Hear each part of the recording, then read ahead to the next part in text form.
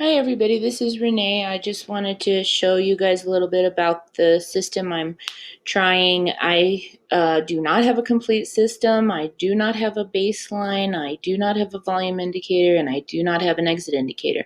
These are things I'm still working on. I have back tested these entries on a lot of different pairs. I get anywhere from 61 to 83% accuracy just trying to get one ATR versus the 1.5.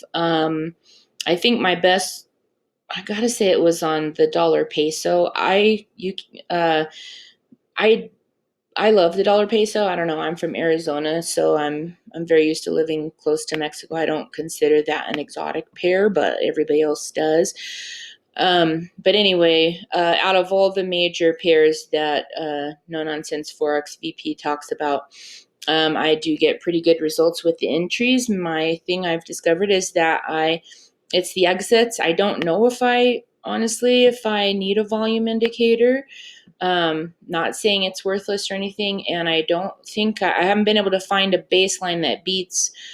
I kind of use this zero as a baseline.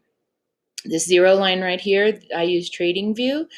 This is the Trend Explorer. It's by AlgoKid HLC Trend Indicator. That's my first indicator. And then the next is this inverse Fisher transform, which is set on, it's set on 0.6 and 0.6. Everything else these are standard. I changed it just to show the lines instead of histogram. And this I changed to just not change the colors of the bars and everything like that. Anyway, let me kind of get down to what I was wanting to show you here. So my entries right now, and I haven't been able to find a baseline that I'm on the wrong side of, is again the zero line here. The plot line has to have been negative, and you can see the numbers here. This is what I'm going by. I click through my trades and I can see if those numbers are negative, I just keep going because there's no trade. Okay, if those numbers stay negative, there's no trade. Once that number moves from negative to positive, then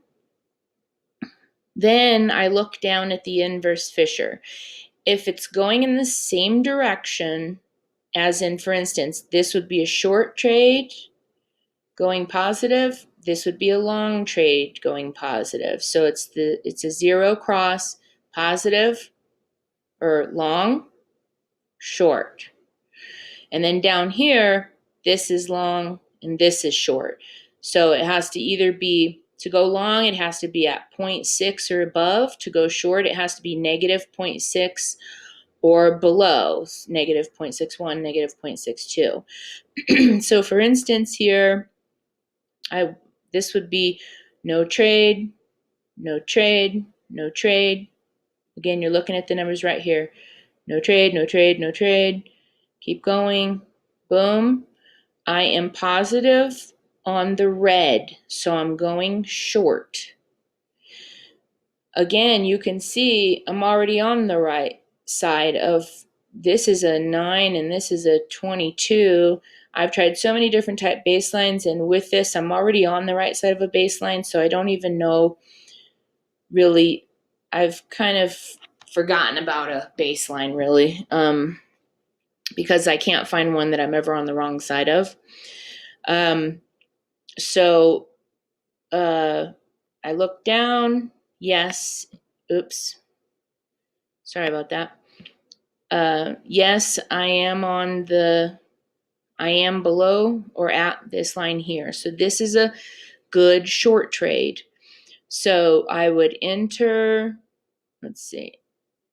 So I would enter here.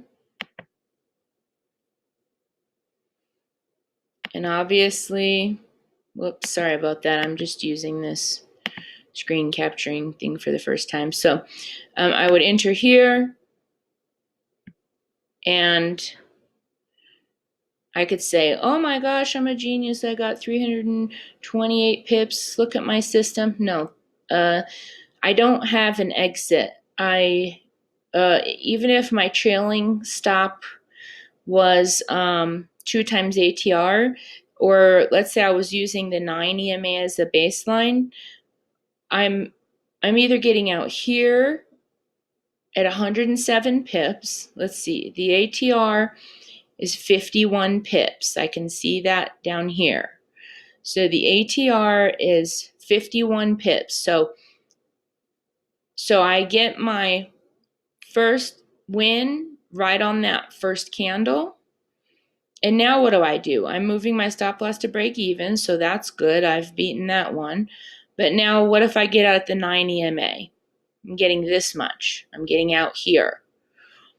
Or let's say I was trying to catch this whole move. That's not going to happen because you don't know what's coming on the next candle.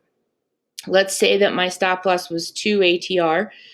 So 51, my trailing stop would be 102. So what would that be from the bottom? 102 pips up. So I would be getting out 102. What would that be? I would be getting out here. If I wasn't using the 9 EMA, let's say I was using this 22, then I would be getting out here with my trailing stop. I guess my point is you're never going to catch this right here. You just aren't. And I used, when I was back testing and I found this little combination, I thought, oh my God, it's genius. Look at all these huge moves I'm going to get. I was, calculating the worth and my entries, and I just thought I'm going to be rich. And I think the exit is the reason the trades don't work out like you think. So I started thinking, okay, there's only, maybe 1, 2, or 3 big moves per currency pair per year. Let's take a look. For instance, if I move this, so we're going July to July, 1 year. This is 1 year on the Aussie Swiss. Where are the big moves? I mean, just looking at it, this is all pretty much consolidation. Fine, you can get 1 ATR out of it and then some 1.5 ATR losses, and you can try and jump all in this right here. But if you look at the big picture, you've got a big move here, you've got a pretty big move here, and you've got a move here. I mean, in my mind, yes, there are other big moves. Right here on this system,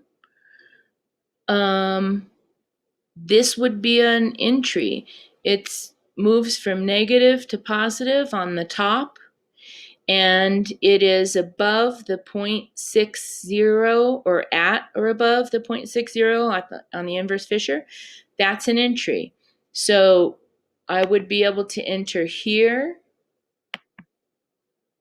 and, get out here maybe if I was using the 9. You're not going to get all the way up here, to 205.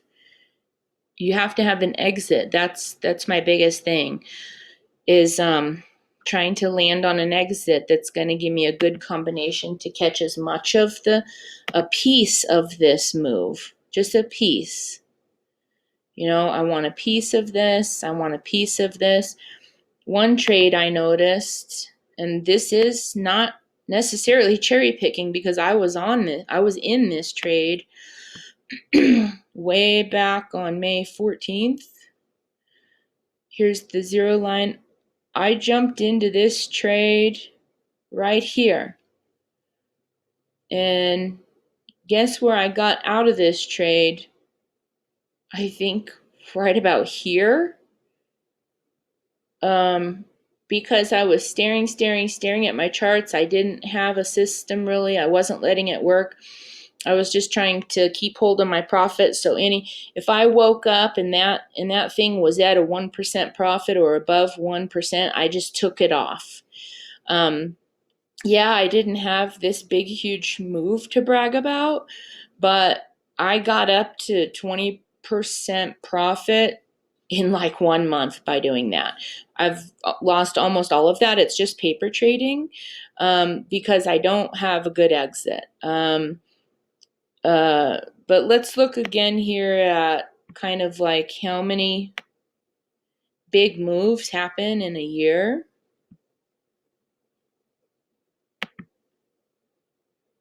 This one's hard. How many big moves? I mean, kind of this. This is kind of consolidation here.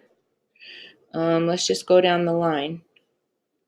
This is a nice move. This would have been, that would have been caught. But would you have gotten the whole move? Let's see. Positive, and then the inverse Fisher says yes. The ATR is 115 pips. Okay, so actually, you would have gotten your first win, okay, but then you set your stop loss to break even, and boom, you're back out right here. You're back out.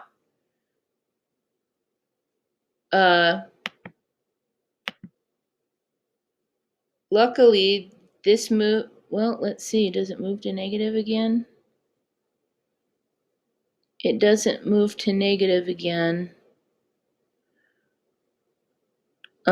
So anyway, in this system, I would not have caught this whole thing. So you can't just look and say, oh, wow, you know, here to here, look at that giant move I would have gotten. The biggest thing I've kind of learned I've been practicing this in September, almost a year, is that no, I didn't get 1,162 pips. I have to have an exit and not whine about not getting this. You will get the big move.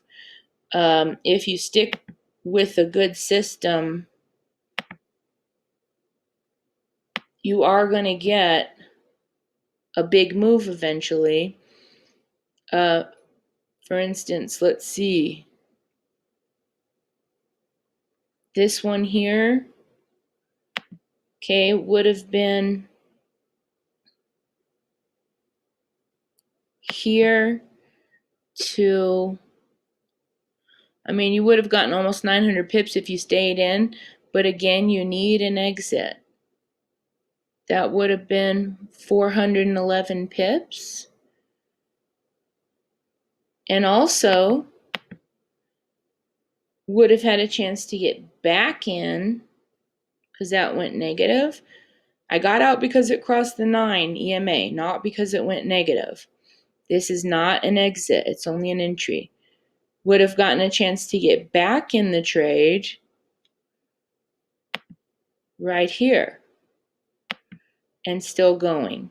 So, I mean, that's a good, I mean, what is that? Like 800 pips or something? But now, how do we stay out of all the consolidation? I think this has potential because you can see here the line never goes above negative. Oh, one time it does right there. But a lot of the time, when it's consolidating, it stays under. All of this consolidation right here, this is all staying under. This shows consolidation as well. In between the red and green is consolidation. This is consolidation. You would have been out of trades right here.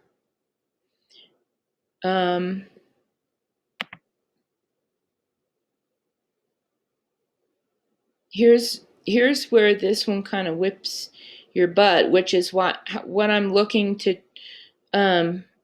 Let's see. This would have been a trade. You would have gotten one ATR right here, at least.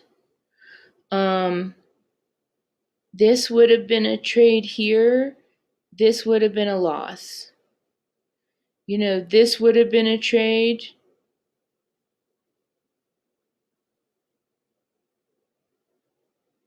ATR is 153. No, that would have been something of a loss, whatever. You get the idea. So, what I'm trying to do is find a way to stay in these moves, stay out of this, and this system seems to offer some of that protection of staying out of the consolidation. It's definitely not perfect. It definitely gives a lot of wins. Some things I'm considering are,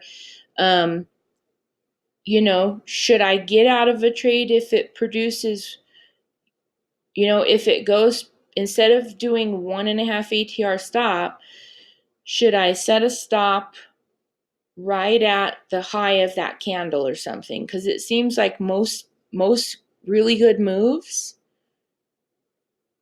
they're going. They're going. The biggest sign of a winning trade is that it's winning. I've heard somebody say that.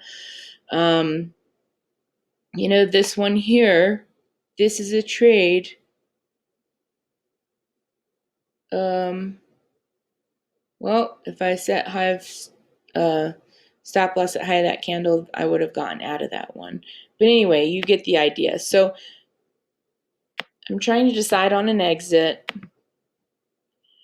I'm trying to decide on a way to stay out of these little losses. I think this has a lot of potential. For instance, this would be a trade here. Boom. You can see that it catches some really big moves, the biggest ones throughout the year, and then just trying to stay out of these. Anyway, let me know what you guys think or if you have any ideas.